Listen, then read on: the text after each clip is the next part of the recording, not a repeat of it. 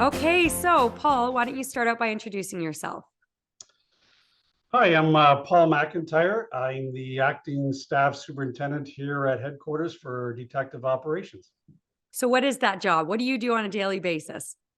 Well, it actually sounds a lot cooler than it really is. It But does sound basically, really cool. yeah, actually, what I do is I'm overseeing all the detective operations for the Toronto Police Service. So that would be the homicide squad, the hold-up squad, sex crimes, fugitive, bail and parole, everything that really is under the detective services umbrella, I oversee. Now, Okay. I'm not really the brains behind any of these units. I'm obviously just the admin guy, and we have very good men and women in all those units and running those units. But I just basically oversee what they're doing. I read the operational plans. I sign their paychecks. I sign whatever it is that they need signed. I keep an eye on their daily operations, and that's basically what I do. Do you have a very fancy signing pen? No, I don't. I have a stamp with a little initial. Do you? Amazing. Okay, Yeah, you've got the stamp. That's what I I was going got to the say stamp. initially. Yeah. Boom. You must take some like real pride in just every time, just boom, boom on those paychecks. That's awesome. No, it can be really frustrating because a lot of times I'll grab the stamp and I'll hit it and I'll stamp it upside down. So then, does it still count? Or Oh, do it you have still to do? counts, yeah. Okay, But good. the air of authority is well gone from it. Yes. Okay, good. Yes. Okay, so Paul, let's go back to the beginning because you have a really interesting story and how you came to join Toronto Police. And like a few of the officers that I profiled in TPS Trust, you did not grow up in a big city. You grew up in a very small center, Cape Breton on the East Coast. How did you end up here and how like just tell me about your path to policing. And I'll pause you along the way because you've got some interesting places to stop. I don't know, but we'll see. Yeah, like you said, I was born and raised in Cape Breton. I was born and raised in a small little town called Sydney Mines. Shout out to Sydney Mines. And was basically there my whole life. And I finished school and I wanted to join the Mounties. I wanted to join a big service that had a lot of opportunities, a lot of different little units to move around. So the Mounties were really the way to go for me. Mm-hmm. But unfortunately, at that time, to join the Mounties, you needed a degree from a university. So I Mm. didn't yet have a degree. I didn't really have the money to go to university for 4 years. So what I do is I would take a year or two off after high school. I would get a job. I would put money away. I would eventually get enough to go to university, get that degree, and I joined the Mounties. So I did that and I started working. Well, I had odd jobs along the way. I had a job from the day I was 16. I delivered pizzas. I was a short order cook. I was in the militia, the Reserve Canadian Armed Forces Right. for a year or so. Um, Let's I, pause at that delivering pizzas though. How did that go for you? Because my brother delivered pizzas when he was in college and he used to make like out in Lethbridge, Alberta, he used to make like 200, 2 or 300 bucks in a weekend in tips. Were you like successful like that? Or what was it like out in Cape Breton? no, not really. There were a lot of pizza orders. There were a lot of pizza deliveries going on. But at the time, I was driving a 1976 Mercury Marquis. And Okay. you probably don't know what that is, but it's almost as wide as a car lane itself. And you could probably fit about 20 people in the car. And it just wasn't very economical because I was all the money that I was making was going into gas. Oh, It's a big shoot. 6-cylinder vehicle. Oh, And I remember one of the last nights that I worked, the car died because it was just an old clunker and the person's driveway. They actually had to come out and boost me so that I could leave. oh my gosh. You gave them their pizza and then they gave you a boost? You know, that's right. Yeah. And then you Probably said no charged them more? too. I charge Huh? them for the pizza now that I think about it. So that was probably an idiot move. But yeah, but soon after that, I got hired by a lovely lady that hired me to be a short order cook in what would be considered, I guess, like a Dairy Queen or a McDonald's up here. Okay. I worked there for a couple of years on and off, but eventually I landed a job at the local funeral home in town. Yeah, right. So Uh, tell me about that, what you did there. I found this interesting because as I told you in our previous conversation, my father, that's also how he paid for his post-secondary education was working in a funeral home here in Saskatchewan. So tell me about what you did there and how long you were there. What I did there was basically everything. When somebody would pass away, either at home or in the hospital, it was my job to go to the hospital, the home, pick up the deceased, take them back to the funeral home, prepare them for visitation, prepare them for the funeral, take part in the embalming, meet the family. And, a lot of people would say, wow, you worked at a funeral home, that's really different. But Hmm. I'll tell you, it was a great experience. Uh, the two men that ran the funeral home, George and Bobby Francis, just absolutely lovely people, really kind, compassionate people. They were excellent in dealing with the families, showed real compassion. They showed a real respect for those that had passed away from the time that they went to the hospital to dealing with them in the funeral home. They treated the bodies with dignity, with respect, and I really got to see a different world that I haven't really been exposed to before. Hmm. And I think that in a lot of ways, it really prepared me for the job that I'm doing now, Hmm. because really you dealt with people at their worst moments, you know. You dealt with people that were grieving. You often dealt with them on the first or second day of their grieving, and you really had to have that compassion and the empathy to really deal with them properly, not to cause further grief or further harm. And then you really had to treat, the deceased person with the respect that they deserved. So So I did you enter that job, and you would have been what, like 18, 19 years old when you started there, or how old would you say? 19, I guess 19 or Okay. yeah 19 Do you think you or entered 18 that or job with 19. that compassion and empathy, or is it something you learned by working with these two owners? I don't think it's something that you can you either have it or you don't. But I think perhaps these Bobby and George probably helped me finesse it, if you will, Mm, right? Or they brought it out in me. right. Um, so yeah, I did that for about a year and a half. So I guess it would have been from 18 to 19 or 19 to 20, whatever it would have been. But Hmm. I was working at the funeral home right up until the day that I actually, left Cape Breton for Ontario. Okay, so sorry to stick with this for just a couple more minutes. What was that like for you, like being a young man who'd never been in that world before? Was it difficult for you? Was it fascinating for you? And also you spoke about like showing respect to the dead as they deserved it. How do you show respect to somebody who's dead? The There's a couple of parts to that I question. know there was Yeah, actually a few questions. That wasn't that's fair of okay. me. That's okay. Yeah. So was it Um, difficult? Was it difficult for you? Let's start with that. I don't think it was really difficult. No, I think it was interesting. You felt that you were really doing some good. I mean, I did everything from go to the hospital or to the home to preparing the body to going out to the cemetery and ensuring that the grave was ready for the casket to go into. I didn't find it difficult. I felt it very rewarding, because if you had a family that came in and they're at their worst, but at the end of the 2 or 3 days that you dealt with them, they thanked you, or you felt Mm, that they had the best experience that they could possibly have in those terrible times, then you felt good.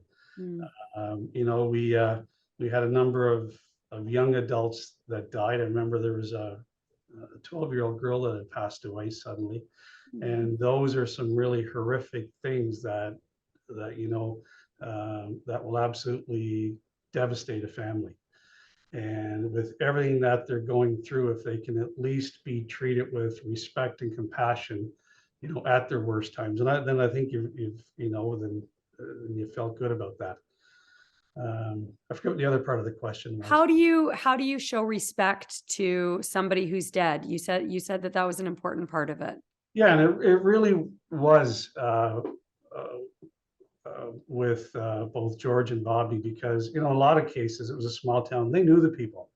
They were in church with them. They grocery shop with them. They'd see them in town. So these were people that they knew on a daily basis. But not to give away too many trade secrets, but it was a matter of when you're moving somebody um, at the funeral home, or from the hospital bed, or from the bed that they passed away in, you move them slowly.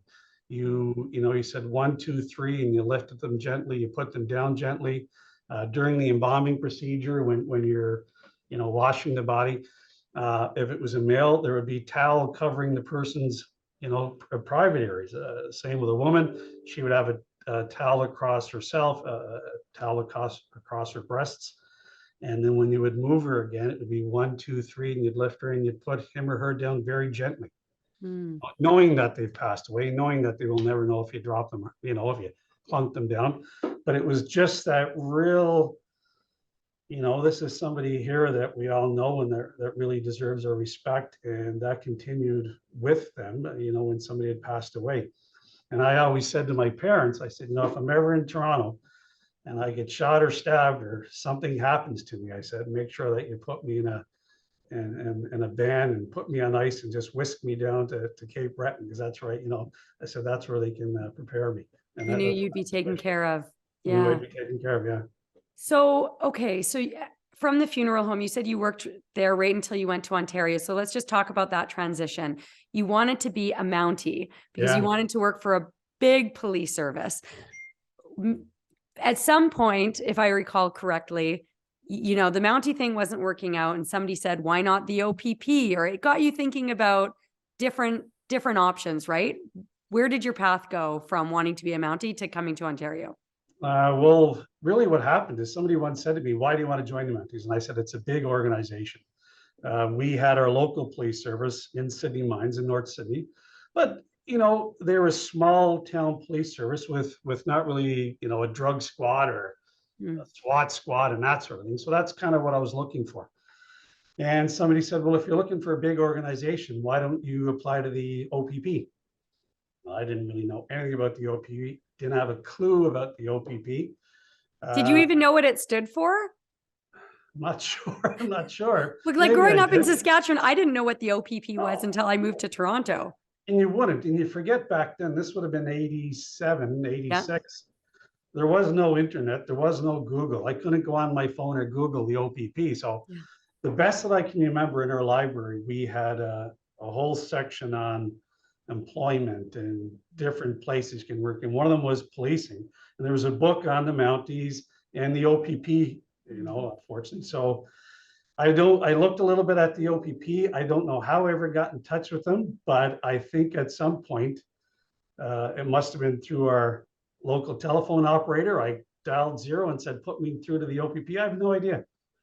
But I eventually got the address to the OPP and I sent them off a letter. I'd love to see that letter now, but it basically said, hey, my name is Paul McIntyre. I think I'd be a really good police officer. How do I join the OPP? And they basically sent the letter back saying, thanks, but no thanks. You have to be 21 to apply. And I was only 19 or 20, whatever it was. Yes. So then somebody suggested Toronto. And again, excuse me. And again, we went through the whole rigmarole of, I don't know anything about Toronto. Where is Toronto? But again, where is Toronto? Really, yeah. It's at the center of the universe. They didn't teach you that growing up in Cape Breton. Sydney Mines, Cape Breton's the center of the universe. Yes. But yeah, at the time, I guess the same thing. Somehow I must have got through to recruiting at the Toronto Police. They sent me off an application. I filled it out. And then a few months later, they sent me an interview date saying, come on up here for this date. You have an interview date. You have an interview date. You have a testing date. And I called Air Canada. I booked myself a flight and I flew up here and I booked a week in Toronto. I stayed right over here at Yonge and College, Yonge and Grosvenor, I guess just north at what was then the Westbury Hotel. Yeah, there's a hotel there now still, right? Yeah, I forget the name. Or maybe not Grosvenor. No, there's not a hotel. No, it's Grenville, sorry. Right, yes. Grenville, yeah. So I stayed right up there at Yonge and Grenville for a week and I passed the initial set of testing. And I remember that I had about 4 more days. I gave myself way too many days up here in Toronto. So I had 4 days basically to do nothing. So I sat in my hotel room overlooking Yonge and Grenville. And I was looking at the local restaurant here. Was Franz there at that time? No, it was the McDonald's and it's still the McDonald's. Ah, Yeah, right, yeah. okay. But I thought I was witnessing what was hand-to-hand drug deals. Oh, God, I said, I think there's a lot of drug deals going on here. yep. And Especially that time, like oh going yeah, into the late 80s, 90s, like 51 division, it's 52 huge. division was jumping for that stuff. It certainly was. So I came back on a plane, was home for a couple of weeks, and I got another letter. Again, there was never any emails. It was a letter, they had a rip open with a stamp on it. And it said, yeah, you passed your first battery of tests. Come on back up. So remember, I didn't really have any money back then. I was just gonna say that would have been expensive, and for Well, a it's young huge. guy, I imagine you Yeah. weren't hopping on a plane that often. No, well, when they said jump on a plane, I did come up, right? So I said, Yes. yeah, up I come. So I flew up again. I went through, I think it was a psychological test that time and a Mhm. medical test and some other things. And then flew back home again. And yeah, I guess a short time later, I got a letter in the mail saying you've been, offered a spot. You start in July of 1988. So that particular day that I got the letter was my last day that I was going out on exercise with the military. Mm. I'll leave on that Friday, spend the weekend out in the woods doing military things. And then at the end of the weekend, I would have graduated as a lieutenant in the armed forces, so the militia. Really? And yeah, I was quite happy with that. But the day that I got that letter, I went, oh, I'm See, going to yeah. Toronto. So I Yeah. went up to the base and I turned in all my kit and I said, here you go. And I said, just come out for the weekend and graduate. I said, no, we're done. Thank you. And I really wish now I had have. Why didn't I just put in that? I can't. What was it? I can't go right now. Sorry. Okay, yeah, I'm gonna have to pass. Sorry about that. That's okay. I'll keep coming. Ladies and gentlemen, a day in the life of an acting Yeah, staff geez. superintendent at Toronto Police Headquarters. So, but yeah, so I threw in my kit and threw everything back, and I said, "Sorry, guys, but I'm on my way to Toronto." And Why do you wish that you stuck around for that graduation? well, I think it would have been nice just to. I mean, I did my general military training, then I went through the officer training. I did everything that had to be done. The last little bit was 2 days out in the woods, digging foxholes and doing whatever we were doing, right, and running around and training. And it would have been so easy just to do it. You're so excited that you're moving to another province. You have a job that you're really looking for, and I'm sure I would have driven them nuts anyway. Because you wouldn't have stopped talking I about would have this been great chirping opportunity. about this and that and everything too. Yeah, so it's probably best that I didn't go, but it would have been nice to say right now that I do have that, and I probably would have, continued with the Moss Park Armories up here because I mean, Mm. very robust, reserve forces up here in Toronto, just Mhm. at 51 Division. So had I graduated from that, I probably would have continued it, but But it's here not the you path I are. was taking. Here I am. It's Yeah. it's okay. So, before we get into your time in Toronto, I just want to ask you because I ask a lot of people these types of questions. A lot of people say that they wanted to become a police officer because they wanted to help people. But that wasn't exactly like what interested you about policing, right? What was it that made you want to be a police officer? I mean, there's certainly some component that you certainly want to help people, right? You want to do good. But you got to remember the small town that I worked in. It had an RCMP detachment, Mhm. and it also had the local police detachment. And whenever something was going on in town, the police cars would go flying through town. That was the big thing to look out for. Or if something was going on outside town, the Mounties would handle, and you'd see the Mounties flying through town and off. And I always wondered, what's going on? Where are they going? What's happening right now that the rest of us don't know? And then sometimes when you would see the odd crime scene with our local police or with the Mounties, they'd be going into an address, they'd be ducking under the police tape, they'd be going in and investigating. That's what I wanted to do. Mm. I wanted to take part in the investigations, know what's going on, be that copper that's flying out to whatever might be happening out on the highway. And that's what I found interesting. And it was either doing something like that or, another thing I wanted to do was to fly jets for the armed forces, but my marks just weren't high enough. That's right. You want to be flying CF-18s, right? Yeah, but apparently you got to be in the 90s or the hundreds and not the 70s and the 80s. So I was Ah. oh yeah, yeah. Okay, so that's really interesting because at the beginning of the conversation, when you were introducing yourself and the role that you have now, you said, it's not that interesting, or whatever word you use. Like I oversee all this stuff, but you have that inside. I mean, you have for what, going on 35 years now, Yeah. that inside look of what's going on over all of these very interesting units. And just imagine like telling your younger self what you would be in charge of like 3 decades from now. You would have just blown your younger selves mind, I imagine. Oh God, yeah. I mean, I this building had just opened up when I was hired. Okay, so you didn't start on Jarvis, like the headquarters wasn't it on My Jarvis fir- Street? my first interview was at Jarvis, and I think I did my eye and hearing test at Jarvis. But Okay. at the time, TPS, back then the Metro Toronto Police Yep. Force, was running both Jarvis and 40 College. So I was in a hybrid of both buildings as my Okay. testing. Yeah, Okay. you're absolutely right. At that time when you're so young, you just want to join and be a copper on the streets and Mm, pushing around a police car and doing that job. And that's really where the most fun is. yeah. Yeah, I never dreamed in a million years I'd someday be overseeing all these various units. Yeah, Yeah. Okay. Okay. So then you arrive in Toronto, and basically your experience of Toronto is inside the 2 police headquarter buildings and sitting inside your hotel room watching hand-to-hand drug deals. Where do you start? Like after you go through your training, um, and even if you want to comment on your training, because I know that's interesting too, having come from such a small town, what was that like, that transition, like coming here and knowing nothing about like Ontario, let alone Toronto, and how things work here? it was really challenging in some ways. I remember when I arrived at Pearson Airport, somehow it must have been a bus or a cab or something, but I rented, my mom found me an apartment out here, 1-bedroom apartment out here in Scarborough on Hmm. Brimley Road, not far from the college, Brimley and Shepherd. Oh, right. The college used to be in Scarborough. That's The right. Yeah. college was at Brimley and Finch, Yes. but I got to the Scarborough Town Center, and back then it was closed on the Sunday. Oh, It was a vacant parking lot, the whole thing. imagine that. So I somehow got dropped off at the Scarborough Town Center. I walked around, found a payphone, dropped a quarter in, and I went to call a taxi to get me up to where I had to go. And the taxi dispatcher said, "Where are you?" I said, "The Scarborough Town Center." "But where about?"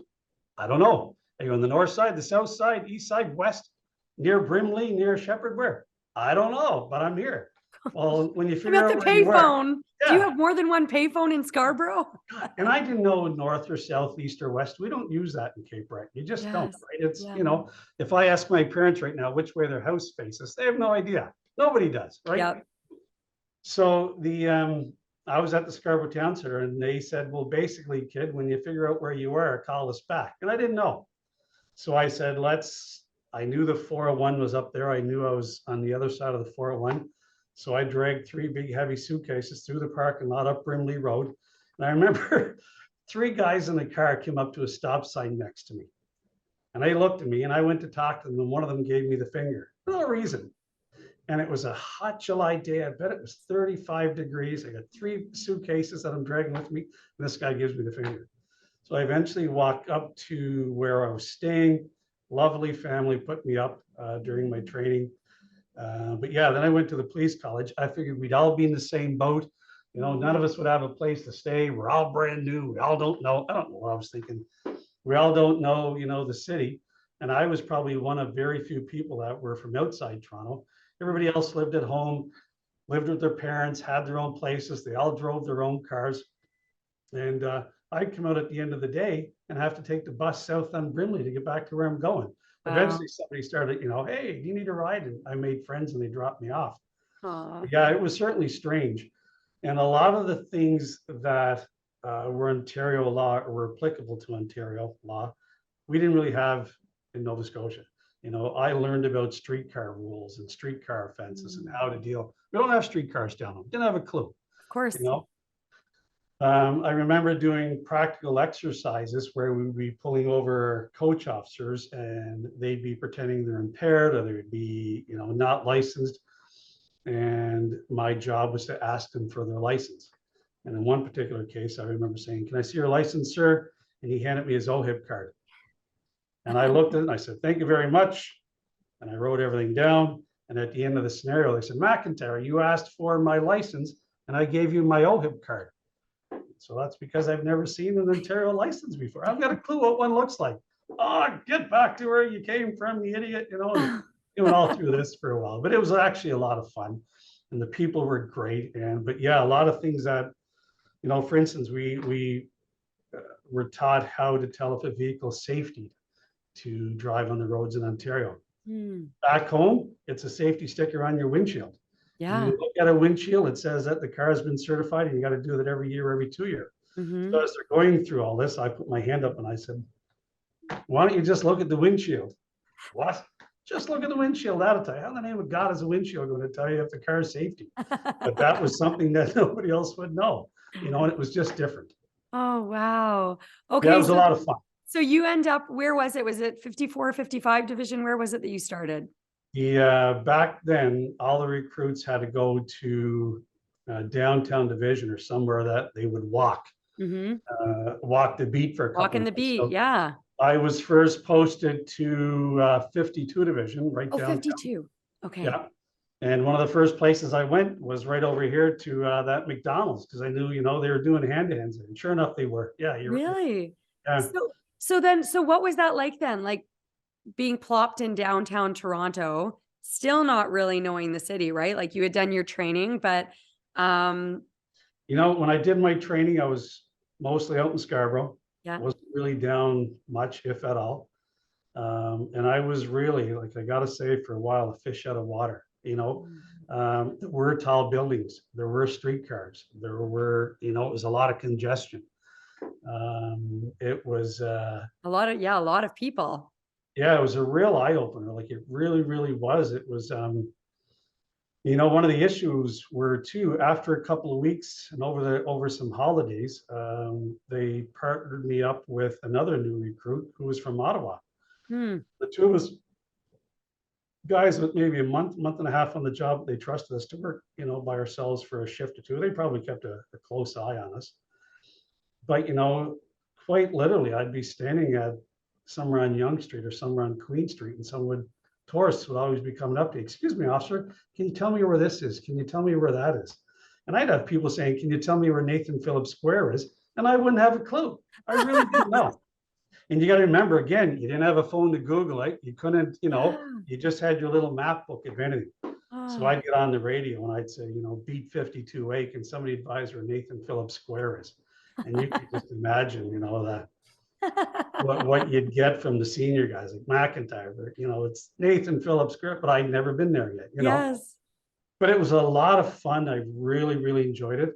I worked with a really good bunch of men and women that really knew what they were doing, that really enjoyed the job, that, you know, that really did have a sense of community.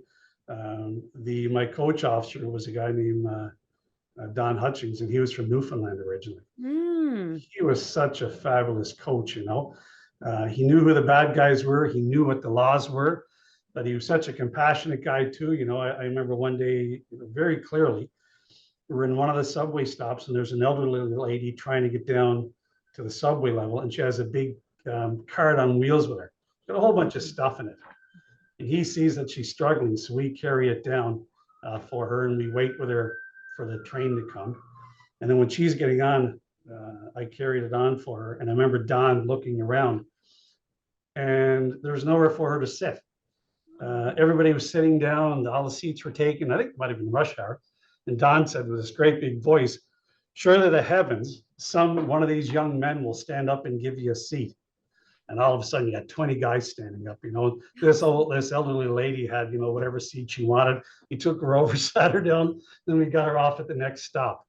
And it was that group of guys and girls that we were working with that really set the tone for me, because quite simply, they were excellent. They were really, really good coppers.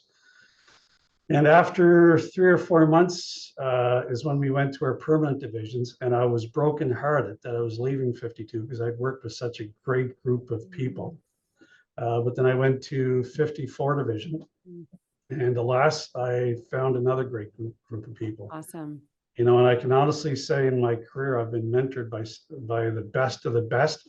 some really good coppers out there that are really good, decent people, and they were able to teach me well, and I've been very fortunate by that. I really That's have. awesome. And It's I've so had some great that you excellent were able bosses. to start off on such a positive note, especially coming from such a foreign environment. So where did your career go from there? Because I think I recall you saying you spent like half your career in investigative roles, right? Yeah, I'm happy to say, proud to say that my career kind of has been split equally between the uniform side of the house and the plainclothes side of the house. Hmm. And, to be quite frank, I'm quite proud of that because I'm just as comfortable doing a criminal investigation as I am doing an HTA investigation or whatever it might be. Highway Traffic Act. Highway Traffic Act, You yeah. you police officers love to fall into your police lingo. HTA and People the probably know LLA, HTA pretty well. Yeah. that's right. But I guess I went to 54, did uniform for a couple of years, did the circuit where I went to the youth bureau for a while. Then I went to the major crime unit for a while. From the major crime unit, I went to the drug squad for a number of years. Hmm. I left the drug squad, went back to uniform for a short while. I got promoted to sergeant. I was a road sergeant out in Scarborough. And I transitioned in the detective office. After being in that detective office for a couple of years, I went to sex crimes only for a year. Hmm. Left sex crimes and went to holdup. Was in holdup for about 2.5 years, and then I got promoted to detective sergeant. Hmm. And from there, I went to, I think, the fugitive squad. Just hold on though with hold up. Am I remembering correctly that you were kind of given your choice between hold up and homicide? What happened is when I was in sex crimes, there were openings in holdup and homicide. Hmm. And my boss at the time was an ex-homicide guy. But I knew guys in holdup, and it was really where do I apply to? And obviously, both really good units, both really interesting units. And I know my boss, he said, why don't you go to holdup? He said, holdup is a good unit. And he said, if you like holdup, he said, then you can transition over to homicide, and you can made the wrong choice, whatever. And I kind of waited a little bit, and I kind of threw all my eggs in one basket, and I applied to holdup, and I got in. Hmm. And from holdup, I got promoted to detective sergeant, and then that was kind of it for any other, I guess, subunits. And off I went. Yeah. Wow. Okay. So just jumping ahead a little bit now. Well, jumping ahead, but also jumping back.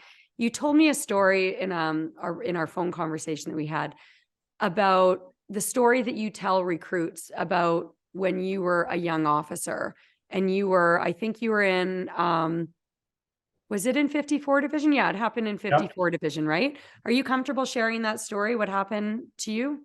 Oh yeah, certainly. It's it's not really. Oh yeah, I'm certainly fine with it. But a lot of what we have to do is to um, make sure that we're taking care of our members' wellness. And the recruits that come out of the college, they have a great amount of training on mental wellness and physical wellness and keeping themselves healthy, both physically and mentally.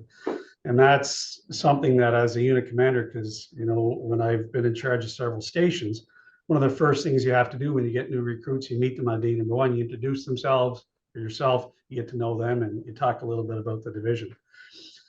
What I often talk about when we talk about mental wellness is that I will go through some of the experiences that I've had in my career.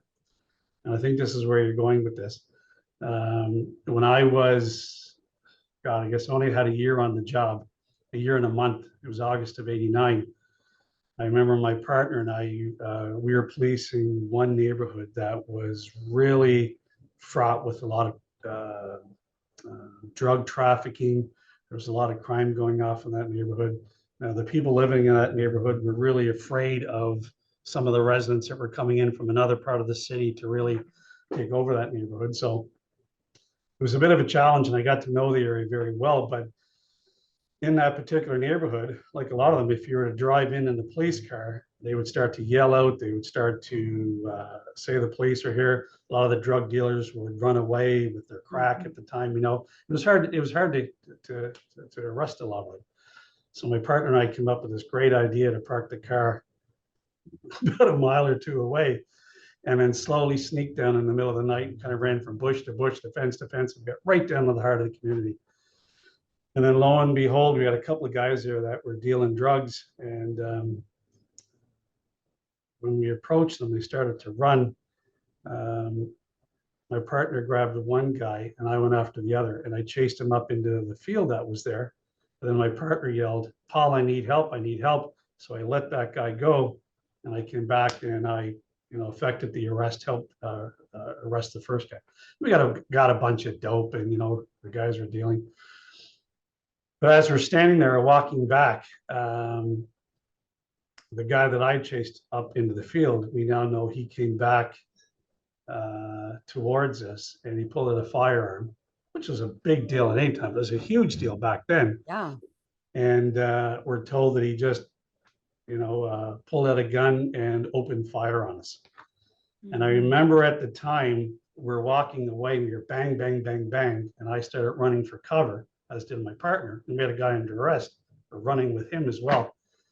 Oh. I remember I yelled, "Hit the square, hit the square, hit the square." And when we finally got behind cover, my partner said, "What the heck is the square?" I was just going to ask. It was it's funny, the stupid things you think of, but when I knew that we were being fired upon from behind and we're jumping for cover, I wanted any rounds that were going to hit me, hit the square of my back, which is where my vest is. Oh. Right? I just wanted them to hit the square. They didn't hit any part of me, thank God. Yeah. So we eventually put over an assist. Other officers came, but to be quite frank, myself, I had a year on. My partner was even more junior, and I said, "I'm pretty sure." I said, "We got shot at. Somebody just opened fire on us." And this was back in 1989, and we didn't have shootings like we did back then. Mm-hmm. And the detectives at the time said, "I don't think you were shot at." And a security guard from the area said, "Oh, that was firecrackers. The kids were setting off firecrackers." I'm like, "Oh, it's a pretty loud firecracker, but okay, And then we knew that we had been shot at because they were quite loud. And then a day or two later, I'm on my days off, and I get a call from the station. And what had happened is the next day, give up too much, somebody in the community phoned an officer and said, "A couple of your cops got shot at last night." So what are you talking about? I said, "Well, we saw these cops. They snuck in. They grabbed these two guys. One guy ran off. One of your cops went chasing after him. And then he came back and helped his partner. And the guy that was chased and let go, he came back, pulled out a gun, stood right in that area, and he fired some shots. I saw the gun, saw the blast coming out of the parking, the end of the gun. And sure enough, when investigators went there, there was a series of shell casings right where the witness said somebody had stood. So we were, So that was I had a year on the job. That was investigated. There were some arrests made for some other things, but not for actually firing at us. What was that like for you though? Like you described in the immediate aftermath, saying that you were shot at, and some other officers saying no, but you, like, having known and just you calling out, "Hit the square," like that sounds terrifying. What's that like for you as a young officer? An officer at any age, I find, would probably be terrified. I wouldn't say I was terrified. He says with a laugh. I really, yeah. I think it's hit the square, hit the square, hit the square, and you jump. And you're like, "What is going on now?" And you're looking for the guy, and it's exciting because you got a guy under arrest. You got some dope. You think you've just been fired at. You're telling. Exciting, Paul. Yeah, maybe exciting is not the word, but you're telling some senior officers that this is what happened. Yeah. Senior officers, as in senior detectives, and they're like, "Yeah, I don't think so." And then later on, it's, "Yeah, that's what happened." But the guy I was working with named Dave and I knew what happened. And at that night, it wasn't scary. That night, you had the adrenaline. Either, but the adrenaline. But what had happened, that was on the last night of an evening shift. Then I was off for, I think it's 5 days. And then I'm back in the following Monday for the night shift, which starts at 11 o'clock. And back then things were done differently, and I put on the same scout car in the same neighborhood, and I have to patrol the same neighborhoods. And I remember, walking the stairwells of one of the buildings there at 2 or 3 o'clock in the morning and speaking to people. And admittedly, my heart was pounding for the first couple of hours because I don't know if the guy that I'm talking to now, he knows that he's the guy that shot at me. He's the Wow. guy that still has the gun, or he knows who shot at me. And they're all laughing, because they shot at me, or they're all upset because they missed, whatever it might be, right? So your heart's pounding a little bit, but you say to yourself, let's keep going, right? Let's get out of the car. Let's walk the stairwells. Let's walk the undergrounds. Let's see if we find anybody, right? You're pulling over stolen cars. So Oh. you're just kind of jumping back in it with both feet. Looking back now, the guy with 35 years on would tell the guy with 1 year on, you're a bit of an idiot then. You probably should have slowed down a little bit, but you don't, hindsight's 2020, as they say, right? So, Mhm. but So why do you tell that story to recruits? it's one of several stories. And what I say is, a couple of years after that, and now that would be deemed a critical incident, but a couple of years after that, and not to get any details to really identify anybody, but I remember being an officer, and I'm called to the Leaside Bridge here in Toronto where a woman is threatening to jump. Mm. And as she is threatening to jump, I walk up to her, I go to speak to her, and she looks at me straight in the eye, makes eye contact with me, and she seems quite calm, and she pushes herself off the bridge. Mm. And of course, I go running over and I look and I see her strike the pavement. She landed on a section of the Don Valley Parkway, and and I'll tell you, when I'm driving home every day on the DVP, I think of that even for a split second, right? I say, this is where she landed. After that, I remember going to break the news to her mom. And I had her jacket with her. And as I'm standing in the lobby waiting for the elevator to go up to break the news to her mom, a young lady comes in who's about the same age as the girl that had died. She said, that looks like my sister's coat. And it was. And I said, what apartment are you going to? And she told me, and I said, yeah, that's where we're going. I said, you have to go up and I got to talk to you and your mom. I think soon after that, I got promoted to road sergeant. I went to a triple fatality on Brimley Road where 3 young teenagers were killed. Not long after that, there was a double homicide in Scarborough where a mom had murdered 2 of her children. And I remember one of the kids, I wasn't first on scene, I wasn't the first supervisor on scene, but I ended up being detailed to guard the 2 kids' bodies while other things were being done. And I remember one of the little girl had the same bicycle and was the same age as my daughter. And she had a little purple Walmart bike with the training wheels still on it, the little tassels hanging. And I remember talking to the 2 kids and looking at the bike and thinking how terrible this is. And then there's a couple of other incidents after that. As a detective, I had a small boy who choked one early morning. And I remember him clearly laying on his Buzz Lightyear sheets. He had passed away, waiting for the coroner. And then I had what was later classified as a SIDS death on December 23rd. And I remember the mom saying to me, it's Christmas. Let's pray for a miracle. Let's go up and check him again. Maybe he's alive again, right? It's Christmas time. Miracles happen. But I tell the recruits all these stories because all of these things can and should affect mental wellness. But how I deal with it is, with exception, I guess, of being shot at, how I deal with it was in each one of those instances, when the family was at their darkest times, I was there and I brought the best of me there to help the family through them. And why I really didn't cause any of those events to happen, I wasn't the author of any of those events. You know, bad things happen and people do terrible things, and people in crisis do terrible things to themselves. Um, but at that moment, you know, as a Toronto police officer, I brought the best to my of me to that scene, you know.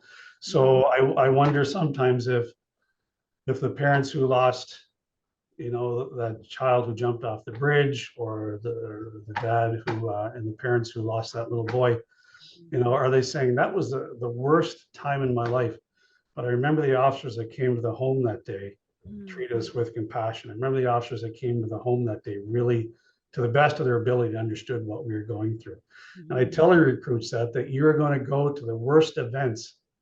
And when you think you're going to see bad stuff, you're actually seeing worse stuff than you ever imagined in some cases. And but if you can bring your best self there and help the family, that's how you get through it. That's how you go to sleep at night thinking, you know what, this terrible thing happened. Thank God Paul McIntyre was working that day. Thank God my shift, my folks were working that day, and we're the ones that actually helped that family through. That's why I tell these recruits that, you know, when you do have these terrible incidents, jump in, show compassion, and that's how you should be able to get through it, by saying you really helped the family in their worst possible times. And you would have learned a lot of that, I imagine, from the funeral home, the time you Oh, spent huge. working at the funeral home. Huge, right? Yeah, and yeah, you're right, to bring it back to that. You know, I had a year and a half of training under these two very compassionate men who were used to that and got me a company, you know. And yeah, you're right, maybe I took some of that funeral home hat and wore it during some of these instances. And if I can pass it on to the guys that I've trained and gals, or the people I've worked with, then any family out there that's going to suffer something horribly in the coming hours or days or weeks, you know, if we can get our people up to that point and treat these people the way they should be and give them the service the way they should be, that's going to help the families healing. The best healing's not the word, but help the family get through the grief. And I think it may, you know, put some perspective on the copper as well that's showing up to these addresses. Yeah, because when we were talking about your time at the funeral home, you spoke about the importance of treating the family with respect, but also treating the dead with respect. And I noticed that when you were just talking about some of those traumatic incidents that you were witness to, that yes, you dealt with the family, with the girl from the bridge and with the little boy. But then you were talking about having to, and the Sid's death too, then you were talking about having to guard like the scene of the triple fatality and guard the scene of the double homicide. And you mentioned at the scene of the double homicide, you know, looking at the bike and talking to the kids. So you're talking to these kids that have been killed.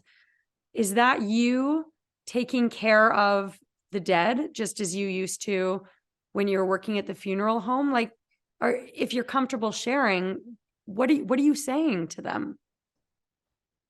No, I don't think I talked to anybody at the funeral home, anybody that passed away. This sounds Right. crazy. No, but you Sounds talked crazy about saying out taking, loud, but I know what you mean. no, but taking care of them in terms Yeah. of just the showing them the respect.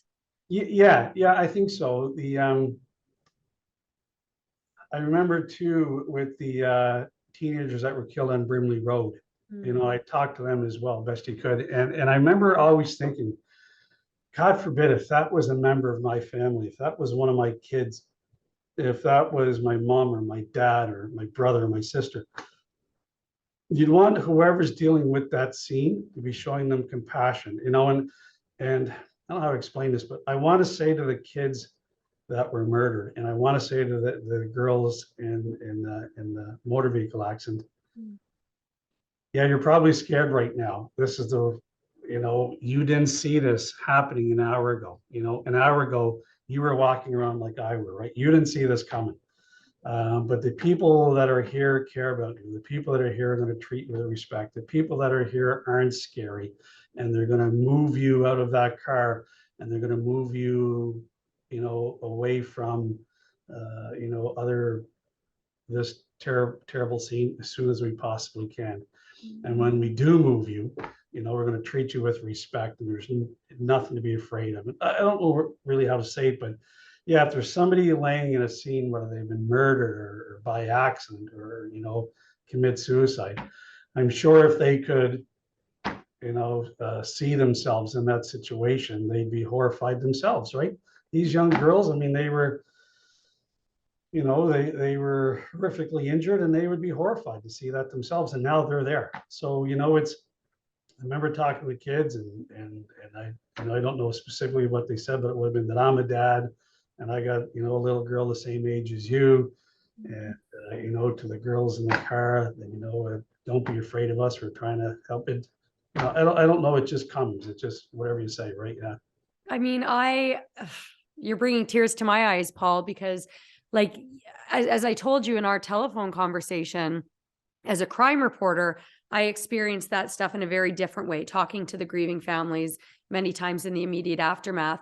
And I think I told you that I can't imagine, having to stand there with the victims, and having to stand there for hours, sometimes officers guarding the scene. What you just said and what we spoke about in our previous conversation, you really make me look at those officers differently. We see officers all the time guarding scenes. I can't tell you how many times as a TV reporter, we've gotten shots, get a shot of the cop guarding the scene, telling the officer, maybe you want to put your hat on so the chief doesn't get mad at you, but I don't think I've ever really considered what's going through their head about the horrors that are behind them. And so I thank you for giving us some insight into your experience and the fact that you share that with recruits, because I think it's important for people to understand the humanity that exists at all of these scenes. You're not just a uniform standing there.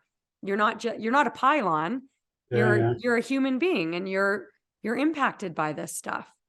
And the way I see it too, and you're right, but the humanity, but the people that we're guarding are still human beings, right? And the difference is 12 hours ago, they were alive and they were living their life and had no idea where they would be in 12 hours, but they still are who they are. If Paul McIntyre is laying there dead, he's still Paul. He's Paul in every way, shape, or form. He just can't talk or breathe anymore, right? Which is, but they are still humans. They still have to, deserve our respect. And, if I don't know if they hear anything or not, but hopefully they do. And, but yeah. Yeah, because the families wouldn't know about those conversations that you have or the words that you share, but and like you said, perhaps they know as well. So, nobody knows. And I think the first time that I ever told anybody that I did that was talking to you a few weeks ago, and somehow this came up and I said, I talked, but you're right. Like, whether it be the little guy on the bed sheets or the girls in the car, the two kids, or, even the girl who had jumped off the bridge when I'm in emergency with her, right? What I'm saying to her is in my head and nobody's ever known. Yeah. There may be a lot of other coppers that are doing that too. Yeah. I don't know. I imagine that the more time you spend on the job, you have to come up with your own mechanisms for dealing with that stuff, because the trauma exposures don't go away. And if anything, in a city like Toronto, like you were talking about, back in the late 80s, early 90s, shootings were very uncommon. Now it's, in some of my other conversations that I've had through TPS Trust, I've talked to officers about the fact that there's sometimes the same platoon, the same officers who are responding to multiple shooting scenes in one night. And, it's crazy. When in 89, when that happened to me, that was huge. Huge. In fact, the detective said, no, that didn't happen. That nobody shoots at the cops, right? We have had a number of coppers murdered, obviously, before that have been shot, but just the two of us out in the parking lot where a stranger just opens up, it was very rare. And I could probably count on one hand in the 4 or 5 years that I was in 54 Division that I got a handgun off a bad guy during an arrest. And that was huge. We used to do news releases up until 3 or 4 years ago when we seized a handgun from somebody. Now we don't really do it anymore because it's so common practice. It's happening every day. We do the news releases when we get 300 guns. Jeez. But every day, I'm getting notifications at 52, 14, 43, 41. They've recovered a handgun, and it's not newsworthy anymore. And the men and women that are out there right now doing the job that I used to do, they have it lot more tough than I did. Like they're coming up against folks that are armed exponentially more. The chance of it, they're exponentially more than the chance that I ever would have come across somebody with a handgun. When I get a handgun, people would come in off the road to have a look at it. Like really, you got the gun, I want to come in and have a look at it. Now it's like, it really is. So when I policed compared to what it is right now, wow, it's tenfold. It really is the danger. But there's also a lot more conversation now about that, as you said, mental wellness. The recruits that you're talking to now, they've already learned about mental health. There's been a lot of talk about it at the police college. And one of those recruits now, if I remember correctly, is your son, right? Your son is becoming a police officer. Yeah, he's at the police college right now. So with everything you just said about how different it is now, how do you feel about your son entering this profession? You were so excited about it back in the day, pulling back the curtain and everything. But how do you, with the state of policing right now and everything going on in the city, where is your heart at with that? It really is twofold. I think he's going to do very well. He's a smart guy. I think he'll enjoy the job. I think he'll do well.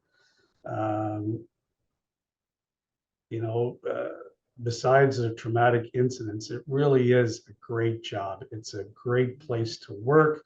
We're working with great people. It's exciting. I can think of it one day in 54, I'm driving along this street where nothing ever happens. And then 2 minutes later, I'm chasing a guy who just stabbed an elderly lady.